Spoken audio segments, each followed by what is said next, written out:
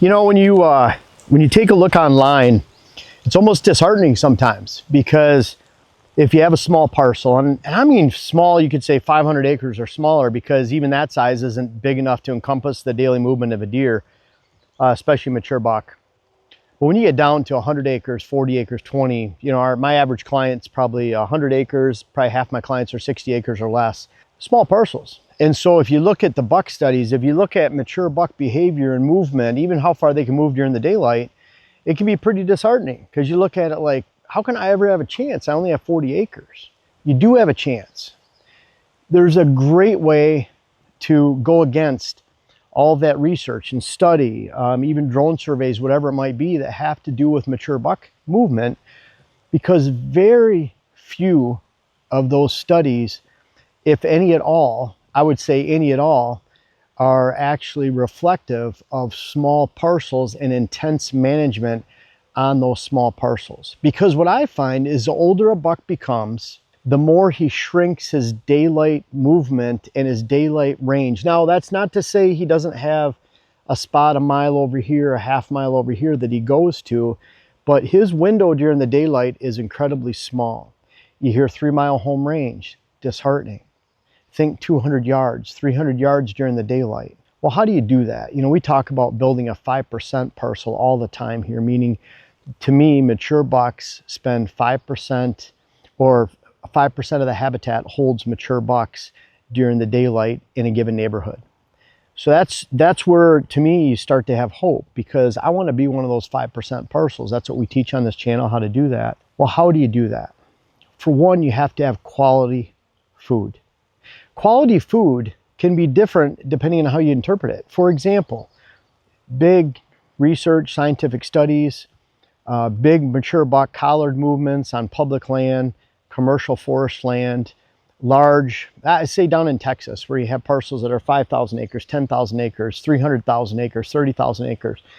Well, the movements reflected on there, you're encompassing that deer herd. They're never leaving that ranch. And so if you're just working on the habitat, for example, the woods, regeneration, forestry, then you can hold deer. If all things are equal in a neighborhood, and you're the only one promoting hardwood regeneration, really good edge, native grasses, shrub border, diversity within your woods, then you're going to have all the deer, because you're the only one doing it in the neighborhood. However, that's not the way it works in the real world. What ends up happening is a lot of parcels are fragmented, a lot of parcels are the same, a lot of parcels have hunting pressure, a lot of parcels don't have quality food, and so those deer feature random movements. When you have random movements in a neighborhood, the overall buck age structure goes down, because those bucks have to cross multiple borders during daylight. They're getting pushed around, so they never get to that older age. So starting off, you have to have quality food. Quality food is not the browse and the habitat. This is quality food out here. And I'm sorry if you're an anti-food plot person, but you have to have quality food plots. It's critical. And if you don't have quality food, rest assured someone a mile away is going to have quality food, and they're going to suck those mature bucks over. Now, maybe they don't have the same goals of you as shooting mature bucks or building a good buck herd. So because of that, those bucks get sucked over to a quality food source. A buck's home range is several times larger than a doe. So they get sucked over to that farm, and they get shot when they're younger. That's where one property can have a great influence in the area. And again, I want you to be that property, but in reverse. So if you have quality food where it's enough to hold attraction, peak in November, October, December is second, September and January is third, that's those priority months. If you have food during that time, and you key and you peak at those times, then you're going to turn that attention of the local buck herd to your property. Now, that's just one step. The second step is unbroken depth of cover. Meaning, if my cover goes that way, I don't want to plant a food plot down in the middle of that cover. I want it to be out here on the edge, so that I can actually hold deer down in the woods. You have to have that depth. You know, depth, the best way I can describe it, and I've described it in my book in 2012 and under depth of cover chapter, is you have 40 acres, you stick a 5-acre food plot in the middle, you only have 155 yards to the edge in any direction. That's not enough depth to hold mature bucks in most areas, because they move more than 155 yards in a daylight setting. and you have to get around that parcel. So you leave no depth. Where here, if I have 300 yards going that way until I hit my property border, the worst thing I could do is go stick another giant food plot, this is over 2 acres, down in the middle of that. Now I just fragmented where a buck will hold because he needs more depth than that. You want to give him that. If he's going to move 250 yards during the daylight, I want to give him 250 yards of cover, and I want this to be a part of it. So that cover is critical. But it's not just that. I'm all for increasing the habitat. We have over 40 pockets we've cut in the woods out here on this property in about 200 acres of woods. We work on the edge. We have over 3 miles of switchgrass edge around here, and then we have cuttings on the edge of that, shrubs on the edge of that. So we have great turkey nesting, rabbits, grouse habitat, pheasant habitat. And I'm not even counting the edge of switch. We have a lot of our food plots, if they go into open timber, I have them lined in switch all the way around with cuttings on the inside of that where the bedding areas are. So I'm not even counting that within that 3 miles. We probably have over 4 miles of edge that we've created, and that leads into, you know, we give yourself that thick edge. Now you pull deer, and it's almost like you effectively increase that depth. If you have a food source, open hardwoods, you can see into the open hardwoods 150 yards, then you really don't have cover for 150 yards. So you bring that screening layer right up to the edge of the food plot, and that's why we have switch around some of our food plots, some we don't. This is a really thick edge here, so I don't need switchgrass there. It's just taking up food plot space. I have that thick edge so you can't see into the woods. That brings deer closer. They feel more comfortable bedding to this. So I'm maximizing the amount of cover we have by not only making cuttings, creating diversity within the woods, different age. I don't want all even age timber. Even if you did a select cut, you did it over all that entire, it's still a monoculture because you did the same select cut over the entire woods. I want pockets of clear cuts, diversity of habitat. So we're working on the habitat on the inside, and that's part number 2. Now, when you have smaller parcels, does it make sense that deer, herd, or mature buck range shrinks? Because if you have intensely managed small parcels, what we find is the older a buck becomes, again, the more he really focuses on small areas during the daylight that he calls home, that he's survived by. Make that your small parcel, 40 acres, 20 acres, 100 acres, whatever it might be. He shrinks down that movement with those fragmented parcel sizes because people intensely manage small. We see a lot of times, Dylan's going to a 400 acre parcel next week. What we see is you have to put a lot of resources into 400 acres. If that was split into 3 parcels, now you have 3 landowners putting the full resources into 130 acres apiece, or whatever that number would be. So then all those resources are going into 130 acres. A lot of times you see someone spending 100 acres of resources on 400 acres. They don't fill in their parcel. So that's really critical. That's why I say we spend 100 days of work out here on the property per year, because there's so much to fill in and do. You know, the average person, I would not recommend to have 250 acres because there's so much work you have to do it right. And so when you have the cover out here, you have the food right here, you have smaller parcels, then deer movement becomes very fragmented, and deer hone in to certain areas they feel home, because when you have smaller parcels, you have more hunting pressure. There's very few parcels, 5% or less, that actually apply a lack of hunting pressure during hunting season. And that's step number 3. You have great food, you have great cover, now you have to unpressure it. And that's the problem. That's the problem when you get into fragmented small parcels. So when you look at a buck movement research study on thousands of acres of commercial forest or public land, collared studies are going to move all over the place. The ranges go really, really big. They could be a mile over here one day, a mile over here the next day. When you have small fragmented parcels where very few parcels feature the safety, security, amount of food, and depth of cover that a mature buck needs, then that movement goes from thousands of acres and miles at a time to dozens of acres at a time and 200-300 yards during the daylight. That's when you start to really key in on, hey, we have hope for our small parcel. It's really critical.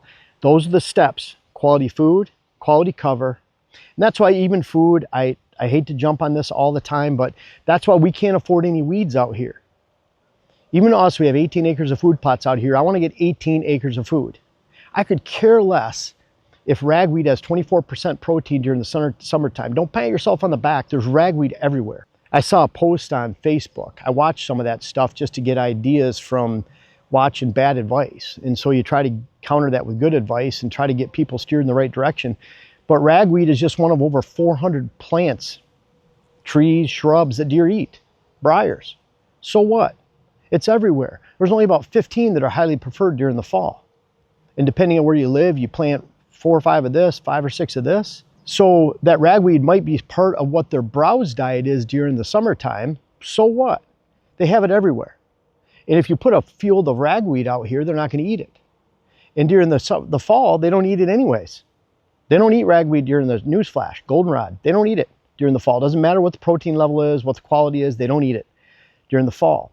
So if you have great food in the summertime and you're lacking during the fall, that's part of the problem too. So you have to have great food. That great food has to be available during the fall, enough carryover into the winter to take care of the deer. That's when the deer need it the most too. It's when you need it the most for building a herd and hunting. It's when the deer need it the most for their health and survival. Then you have quality habitat on the inside, but you can get away with just adequate cover if you have enough depth. That's where it goes back to the size of the parcels. If you have enough depth, then as long as you have quality food, you're going to hold those deer within that depth because there's enough spacing. When you thicken that cover on a small parcel, now that depth becomes layered and you can compact that movement that might have been 600 yards before down to 150 yards because you make that thicker cover, many different layers, and that buck that didn't feel comfortable till you was 600 yards away because it's more open timber, now you can slide him into 150 yards away. That's what I really like about small parcels. That's what I hate about deer research and science. Because unless you have research done on small parcels that have been highly developed, unpressured, and really truly are in that 5%. A lot of people think they're in the 5% club. They're not. They're in the 50% club. Just because you do a lot of work, spend a lot of money, and put the latest seed blend out, whatever it might be, put the latest gadget out, use the latest gadget for hunting, that doesn't get you in the 5% club. 5% club, you have to have quality food, unpressured, unbroken cover, and the food source has to be unbroken and unpressured. What I mean by that is if you come in here, put a redneck blind right here. I love redneck blinds, but you're going to spook the deer the first time out, and that you just spoil this entire movement. So if this movement extends 300 yards that way, you've just ruined all of it. There's not going to be a mature buck there. So I hope that makes sense. There's a lot of hope if you buck the tradition of mature buck movement and science. You have to go against that. It has to be done. And John Azoga, deer research biologist, he taught me a lot. And he taught me a lot that science isn't the end all be all. And what I mean by that is there's a lot of common sense to this stuff. For example, collared deer studies, you can only do on large forested properties and commercial properties. You can't do it in small, intensely managed neighborhoods. You can, but you'd have to do it. He told me you'd have to have tens of millions of dollars in 10 years plus, hundreds of parcels participate. You can see that's never going to happen. And you have to know the difference between this is a 5% parcel and this is not. And that's where the problem runs in again. Be that 5% parcel. There's a lot of hope. You can go against the typical research and movement studies. No, mature bucks typically aren't on their feet all day just wandering around. They go to specific locations. They move 20, 30 yards, and then they're moving from there to their food source in the afternoon, and that's about it. They don't move very often during the day. You're just focusing on that daylight movement. Be a daylight parcel, and there's hope. And I hope that you can take some hope from this video and take it to the bank. Now, we get lots of questions, down there in the comment section down here. I love your questions. I try to answer as many as possible. There's times when I'm on vacation, I'll sit there, I'll say, Jen, do you mind if I just sit for an hour and answer questions? And so I'll just sit there and answer questions. And I try to answer as many as possible. We're trying to do something a little bit different. We had a podcast for a while. We did 17, 18 different episodes. We're going to do a podcast, different format now where you call in. And so I'll have that number in the description. You call in, you leave a voicemail, and then we'll use those recorded voicemail questions of you, the listener, viewer, reader, and then we'll air those on our podcast, and that will be the basis of that week's discussion. Now, what we'll also do is Jesse will try to get a hold of you, and if we can schedule a couple of you to call in, 2 or 3 of you, during that certain podcast window that we have, then we can have an online discussion, on-air discussion that will be aired within that podcast later. So I want you to participate. I love hearing those questions. Love hearing the questions about big buck movement, mature buck movement. Try to keep those questions, and especially the questions that I see that are relevant to either the video or the timing of what's going on in the whitetail world at that time. Those are the questions we'll pick first. We want to hear them. Challenge me. And the cool thing is, Jen and Jesse aren't going to tell me the questions before we air them. So it's just going to all be off the cuff. I hear a question, I answer it, and we'll enjoy discussing that with you and hope to hear from you. And I hope that, you know, the whole reason I do that is I want to give you hope, because there's a lot of bad information out there. I want to narrow it down, and we use what we talk about out here, and we use it to our benefit and the herd's benefit and the benefit of the habitat and all the critters out here.